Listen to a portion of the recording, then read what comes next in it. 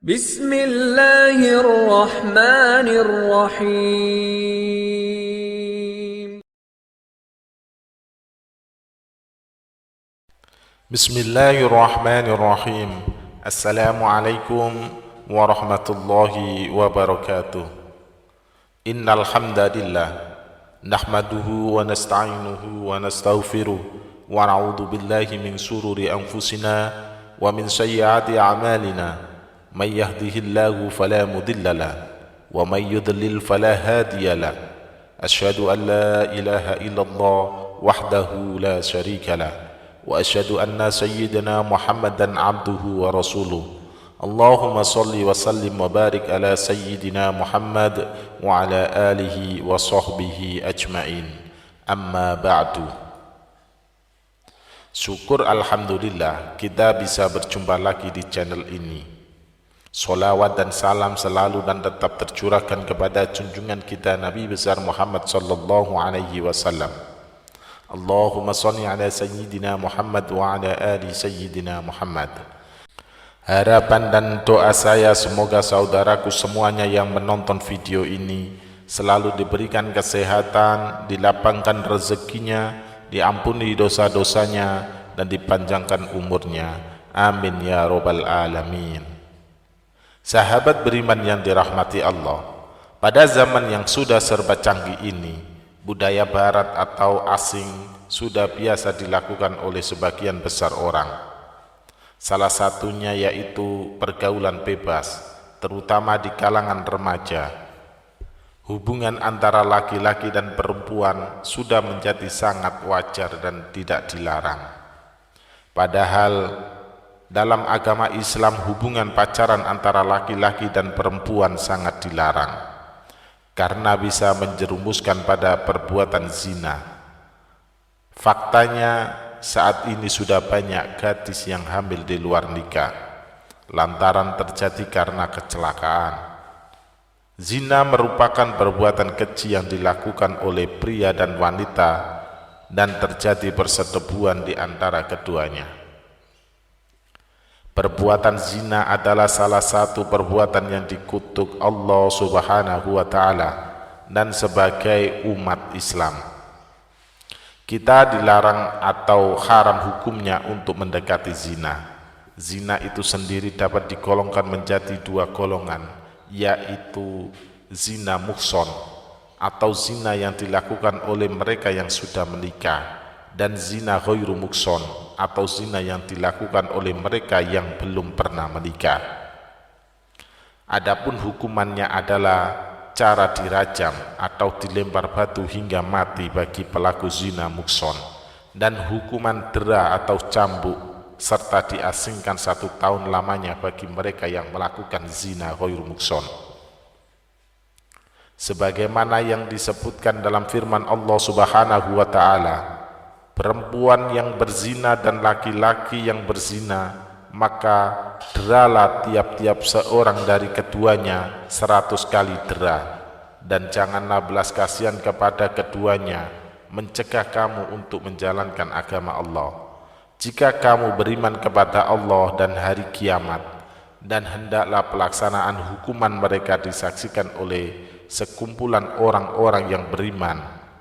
Al-Quran Surah An-Nur ayat 2. Dan terhadap para wanita yang mengerjakan perbuatan keji, hendaklah ada 4 orang saksi di antara kamu yang menyaksikannya. Kemudian apabila mereka telah memberi persaksian, maka kurunglah mereka wanita-wanita itu dalam rumah sampai mereka menemui ajalnya atau sampai Allah memberi jalan lain kepadanya. Quran Surah An-Nisa ayat 15. Lantas bagaimana cara seseorang jika ingin bertaubat dari perbuatan zina? Sahabat beriman yang telah dirahmati Allah, berikut ini adalah amalan penghapus dosa zina. Yang pertama, menyesali perbuatannya. Tidak akan terhapus dosa seseorang jika ia tidak mengawalinya dengan penyesalan. Rasa sesal yang dirasakan oleh seseorang yang berbuat zina dapat mengembalikannya pada jalan yang benar dan kembali kepada Allah Subhanahu wa Ta'ala. Menyesali dosa yang pernah dilakukan dapat membersihkan hati dan memantapkan niat. Jika rasa sesal itu dijadikan awal dan cambuk untuk bertaubat kepada Allah Subhanahu wa Ta'ala. Yang kedua, taubat nasuha. Jika ingin menghapus dosa apa saja, terutama zina, maka seseorang haruslah bertaubat dengan sungguh-sungguh atau taubat nasuha.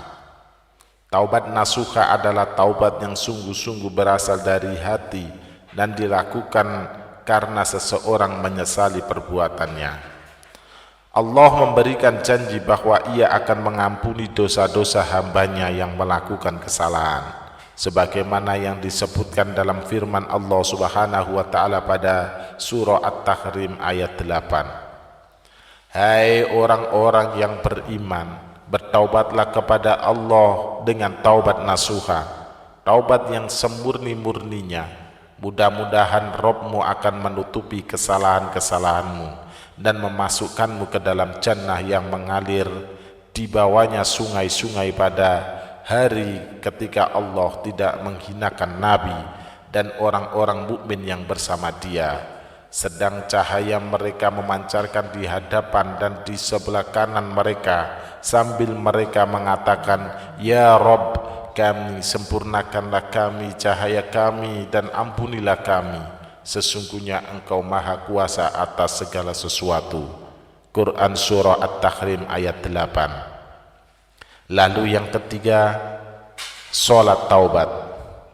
Sholat adalah salah satu amalan yang dapat mendekatkan diri kepada Allah Subhanahu wa Ta'ala dan menghapuskan dosa. Seseorang yang ingin bertaubat atas dosa-dosanya dapat meminta ampunan lewat sholat taubat. Sholat taubat itu sendiri adalah sholat sunnah yang dikerjakan sebanyak 2 hingga 6 rakaat pada malam hari selepas sholat isya.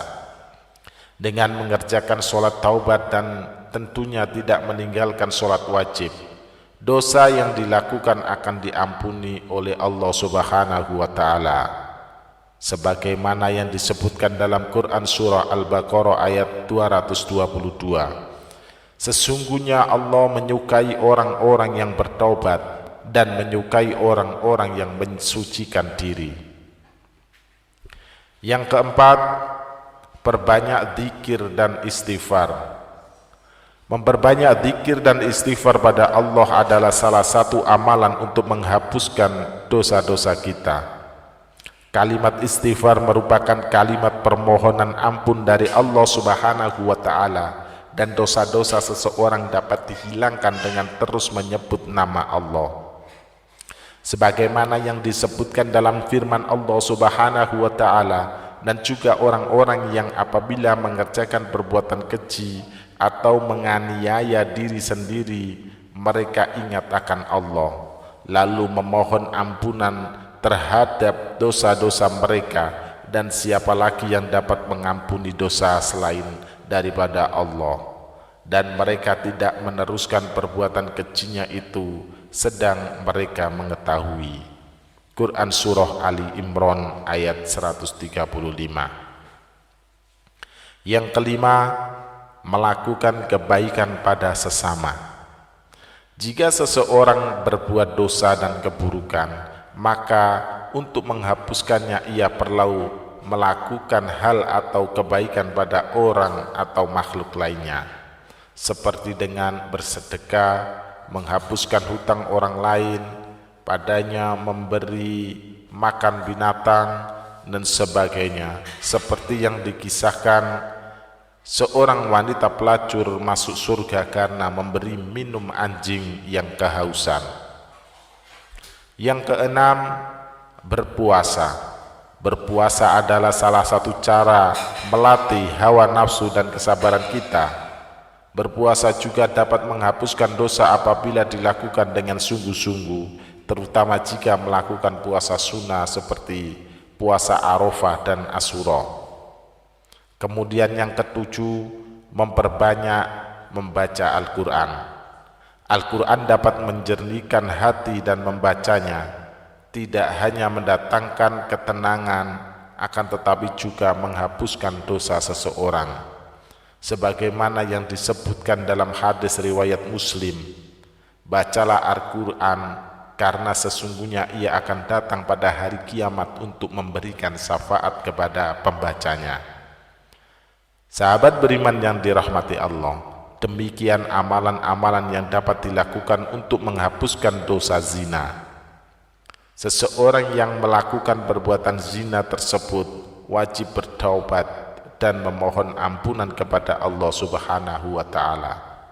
Wallahu a'lam bishawab. Demikian yang bisa saya bagikan, semoga bermanfaat untuk kita semua. Amin ya rabbal alamin. Assalamualaikum warahmatullahi wabarakatuh.